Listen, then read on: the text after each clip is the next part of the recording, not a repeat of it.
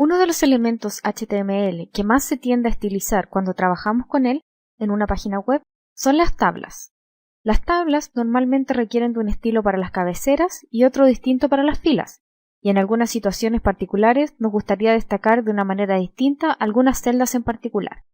Vamos a ver qué herramientas básicas nos da Bootstrap para trabajar con tablas y vamos a ver que el elemento principal que nos da consigue un formato muy sencillo, limpio y agradable de ver.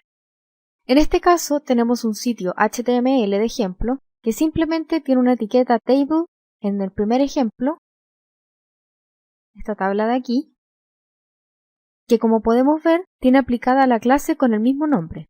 Esta clase table que se aplica es precisamente la clase que nos da Bootstrap para conseguir un formato de tabla básico con sus estilos. En el navegador podemos ver cómo este formato por default de una tabla cuando usamos Bootstrap.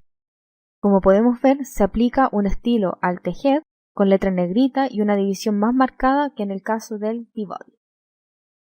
Ahí se puede ver la letra en negrita y la división más marcada que lo que está en el body. Un punto interesante a destacar aquí es el espaciado que Bootstrap da a la tabla entre las filas y las columnas. Como se puede ver, el diseño se ve bastante armónico, pero si por ejemplo sacamos la clase table de nuestra tabla usando las herramientas de desarrollo de Chrome, aquí quitamos la clase table,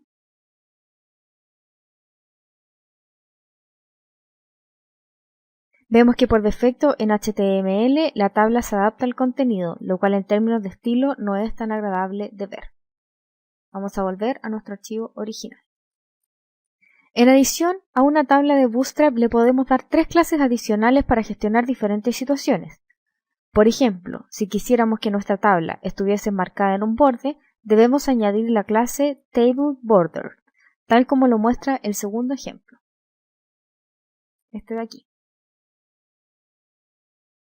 Si nos fijamos, tiene la clase Table y la clase TableBorder.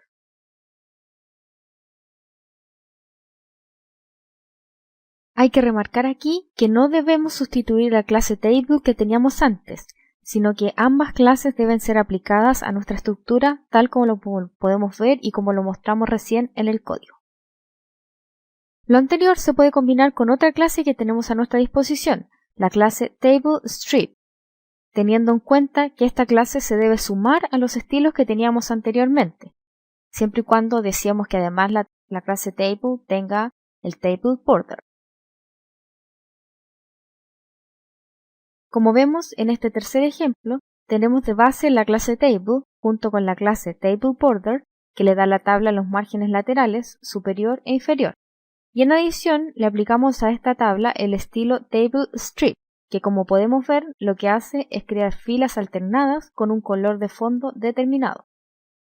Si nos salimos de la selección, vemos cómo el título tiene un color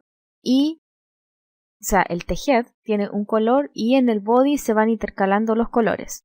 Esta fila de aquí tiene un color, la segunda tiene otra y la tercera toma el mismo color que la primera. Lo interesante aquí es notar que el estilo no se aplica a la cabecera, sino que comienza desde la primera fila del body hacia abajo. Por último, además de las clases anteriores, tenemos la clase TableCondensed, que lo que hace es condensar el espaciado entre las filas de la tabla. Si vamos a esta última tabla con la anterior y la comparamos, podemos notar la diferencia entre los espaciados. En esta tabla se ve un espaciado mucho más pequeño que el que se ve en las tablas de más arriba. Y como vemos aquí, aplicamos además de los otros estilos, el estilo TableCondensed. Como vemos, la clave de todo está en usar siempre la clase Table y a partir de allí aplicar o añadir las otras clases que nos provee el framework, que consigue otros efectos visuales que pudiesen ser útiles para nuestro diseño.